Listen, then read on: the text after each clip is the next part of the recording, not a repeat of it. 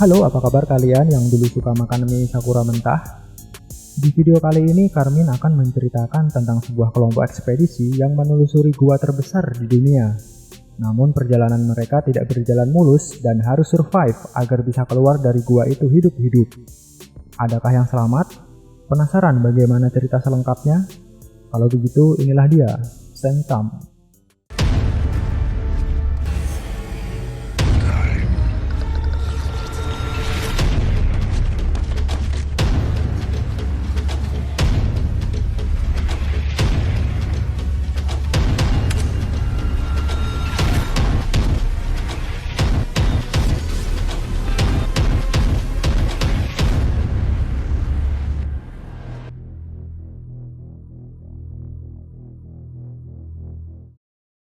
Cerita diawali ketika Josh menjemput donatur dari ekspedisi ini, yaitu Mr. Fantastic. Bukan, maksudnya Carl. Carl datang bersama dengan kekasihnya, Victoria. Kemudian mereka berangkat menuju gua yang dimaksud, yaitu Spiritus Eladala. Sementara di dalam gua, Judas bersiap untuk mengeksplorasi gua tersebut, meski ia sudah berada di dalam gua itu selama 17 hari. Ia ditemani oleh Frank, ayahnya Josh, sebagai ketua tim ekspedisi ini. Lalu ada George Permana sebagai pengawas atau operator robot yang menyelami gua ini. George memperingatkan kalau tempat ini akan dipenuhi air dalam 2 atau 3 hari ke depan akibat badai besar. Tapi Frank tidak mengkhawatirkan hal itu. Victoria dan lainnya menuju ke camp mereka. Tapi sebelum itu, kita perkenalkan terlebih dahulu Mbah Kamto. Ini orangnya. Dia ini semacam pawang hujan yang sebenarnya punya tugas paling vital dalam cerita ini. Nanti kalian tahu kenapa.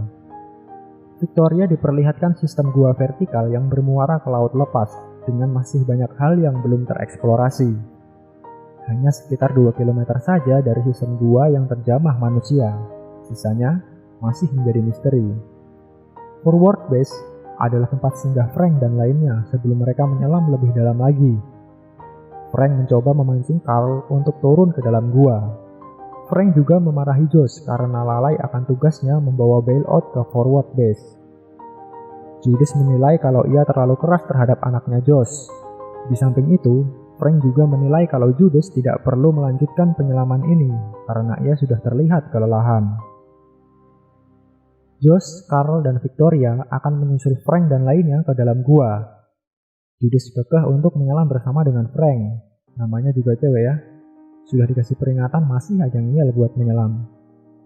Mereka berdua melanjutkan eksplorasinya, sementara Josh sedang menuju ke forward base. Frank menemukan sebuah celah baru yang menariknya untuk mengeksplorasi lebih dalam lagi. Carl menjelaskan kepada Josh bahwa ayahnya Frank adalah seorang penjelajah yang dihormati, ibarat Columbus atau Neil Armstrong. Frank dan Judas mencoba melewati celah sempit itu. Meski Judas sempat tersangkut, namun ia dapat mengatasinya. Dan benar saja, setelah mereka berhasil melewati celah itu, mereka menemukan sistem gua baru yang belum pernah terjamah manusia.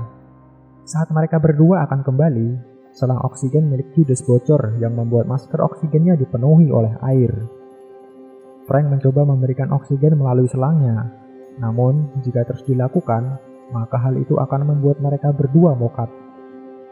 Dan akhirnya Frank dengan terpaksa merebut kembali selang oksigen miliknya yang membuat Judas mokat. Setelah melihat rekaman video itu, Josh menilai kalau ayahnya telah membunuh Judas. Hubungan antara Josh dengan ayahnya memang kurang baik, tapi George meyakinkannya kalau itu adalah hal yang memang wajar dilakukan, karena jika tidak, maka mereka berdua yang akan mokat. Salah seorang tim di permukaan mencoba menghubungi forward base untuk memberitahu akan terjadinya badai besar. Namun tidak ada jawaban karena kabel di salah satu camp terputus. Josh bersama 2 orang lainnya dan Luko akan naik ke permukaan untuk memberitahu kalau Frank dan lainnya akan kembali.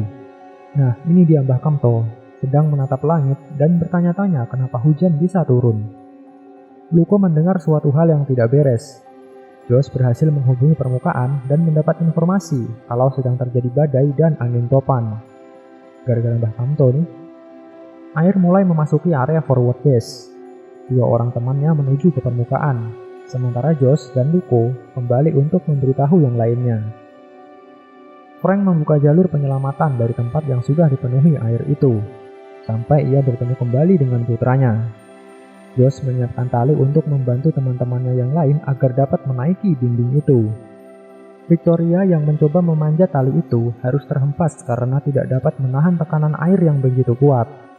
Tapi nasib lebih apes justru dialami oleh Luko yang terdorong batu itu dan terlempar hingga mengenai dinding batu. Josh mencoba untuk meraih tubuh dan menyelamatkan Luko, tapi arus yang terlalu deras tidak mampu diatasi oleh Josh dan ia pun harus merelakannya. Karena akses menuju permukaan tertutup oleh batu besar tadi, maka Frank mengajak mereka untuk kembali ke forward base. Mereka mengumpulkan barang-barang yang dapat digunakan untuk membantu mereka keluar dari sana sebelum tempat itu dipenuhi oleh banjir. Frank mencoba melepas pakaian selam milik Judas untuk diberikan kepada Victoria. Namun Victoria begitu naif dengan menolak pakaian itu dari seseorang yang sudah mati. Josh menemukan tubuh Luko yang terluka parah. Tulang patah di sekujur tubuhnya. Frank mengetahui bahwa Luko tidak akan mampu bertahan hidup lagi dengan seluruh luka itu. Lalu, ia lebih memilih untuk menghilangkan penderitaan Luko dengan mengakhiri hidupnya. Frank memberikan tausiah singkat mengenai tata cara menyelam kepada Victoria dan Josh yang belum pernah menyelam sebelumnya. Mereka berencana mencari jalan keluar lewat jalur restriksi yang baru saja ditemukan oleh Frank dan Judas tadi. Lalu saat mereka melewati sebuah celah sempit, Victoria tersangkut pada sebuah batu yang membuatnya panik. Namun tak lama, ia berhasil mengatasinya. Setelah itu mereka berhasil sampai di jalur itu. Namun Victoria terkena hipotermia karena tidak memakai pakaian selam. Nah kan, udah dikasih tahu tadi. George memiliki penyakit dekompresi yang tidak memperbolehkannya untuk menyelam lagi. Dan penyelaman tadi membuat riwayat penyakit George kambuh. Mereka akan terus bergerak mengikuti sungai yang bermuara ke lautan. Dalam perjalanannya, George merasa kelelahan dan kesakitan akibat penyakit yang dideritanya. Ia juga sempat menceritakan tentang Frank kepada Josh mengenai sifat heroik sang ayah. George berkata akan istirahat sejenak, sehingga Josh meninggalkannya menyusul sang ayah. Tapi Frank yang tahu kondisi tubuh George segera menyusul untuk mencarinya. Namun yang mereka temukan hanyalah pesan perpisahan di dinding gua. Frank kembali dan merasa kesal kepada Carl karena malah mencari penampakan lewat ponselnya di saat seperti ini. Namun Carl meminta maaf setelah mengetahui bahwa George telah tiada. Mereka melanjutkan perjalanan dan menemukan jurang yang dalam. Jika sampai terjatuh ke sana, maka sudah pasti kamu akan mokat. Carl meminta untuk kembali, namun Frank berpikir kalau hanya inilah satu-satunya jalan. George memasang jalur tali sebagai jalan mereka menuruni dinding batu itu. Tapi saat Victoria menuruni dinding batu itu, rambutnya tersangkut yang membuatnya kesakitan. Victoria mencoba memotong rambutnya dengan sebuah pisau, meski hal itu dilarang oleh Frank. Dan pisaunya malah mengenai tali itu hingga terputus, membuatnya terjatuh ke jurang batu yang dalam. Meski lebih dalam cintaku padamu. Asik. Frank terlihat seperti orang yang tidak memiliki perasaan di mata Carl dan Josh atas kejadian-kejadian sebelumnya. Frank memang tipe orang yang berpikir logis dan mengabaikan perasaannya ketika ia sudah dihadapkan antara hidup dan mati di tempat seperti ini. Namun ia tetap optimis dapat keluar dari sini hidup-hidup. Mereka pun melanjutkan menelusuri gua itu, tapi yang mereka dapati hanyalah jalan buntu. Frank akan menyelam dengan tabung oksigen terakhirnya untuk mencari jalan keluar, tapi Carl lebih dulu menggunakannya. Frank mencoba menyusul Carl, tapi ia kehilangan jejaknya. Frank kembali ke tempat Josh berada, dan beristirahat sambil berdiskusi untuk mencari jalan keluar. Sampai Josh menyadari terdapat kotoran kelelawar di dalam celah yang ada di hadapannya itu. Lalu mereka berdua memanjatnya dan harus berjibaku dengan usaha keras agar sampai di atas celah itu.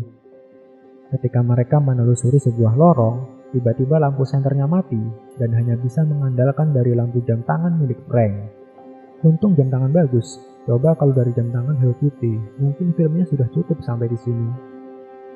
Ketika sedang beristirahat, Josh melihat sebuah cahaya yang ternyata berasal dari mulut gua, di mana terdapat sebuah tank amfibi bekas peninggalan tentara Jepang selama perang. dan hal itu menandakan bahwa lokasi mereka sudah sangat dekat dengan pesisir pantai. Mereka pun memanfaatkan solar dari tank itu untuk membuat obor sembari berdiskusi akan bertahan atau melanjutkan perjalanan. Josh lalu memutuskan untuk melanjutkan perjalanan hingga ia menemukan air sungai, dan tak jauh darinya mereka menemukan perlengkapan selam milik Carl.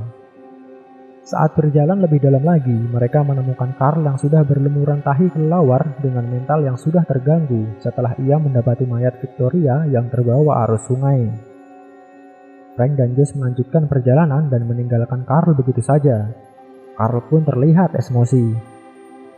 Josh menemukan sebuah celah yang dapat dilewati, dan ketika Frank akan memanggil Carl, tiba-tiba Carl menyerang Frank hingga tubuh Frank mengenai sebuah batu tajam. Josh kemudian datang untuk membantu ayahnya dan menghajar Carl. Lalu Carl menyalahkan Frank karena merasa dia telah membunuh Victoria, Luko, dan Judas. Ia pun kemudian menceburkan diri ke dalam air. Frank meminta Josh untuk membawanya ke dalam air dan melakukan hal yang sama seperti yang ia lakukan terhadap Luko. Josh awalnya menolak perintah itu, namun dengan menahan emosi yang bergejolak di dalam hatinya, ia dengan terpaksa membantu ayahnya mengakhiri hidupnya. Padahal hubungan Josh dengan ayahnya baru mulai membaik, tapi ia harus kehilangan seorang ayah dengan tangannya sendiri. Josh melanjutkan perjalanan melewati celah itu, hingga ia menemukan Carl yang sudah mokat karena kehabisan nafas. Josh terus menyelam sampai senter Kikonya kehabisan baterai, hingga akhirnya ia menggunakan kalung taring babi yang sudah dimodifikasi peninggalan ayahnya.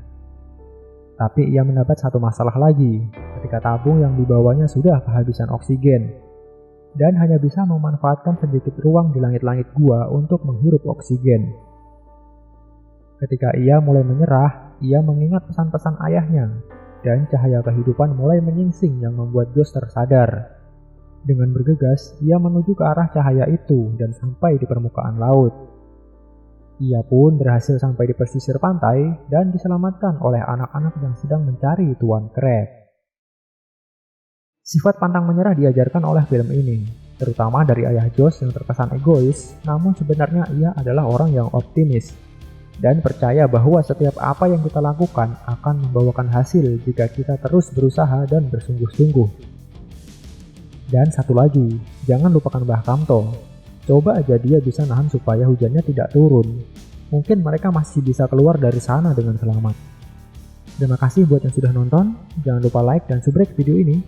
Kita ketemu lagi dengan Mbah Kamto di video yang lainnya. Sampai jumpa.